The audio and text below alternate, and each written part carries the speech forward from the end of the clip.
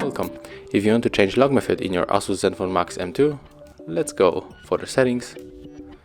Then we have to scroll down, click on the security and location, tap on the screen lock, and for example we can change it to pattern because currently we got swipe. So let's tap on the pattern, click on the no, input your pattern and tap on the next, and draw it again, and just confirm. You can also set notification settings, so you have to click on all of these options. I will stay with show all notification content.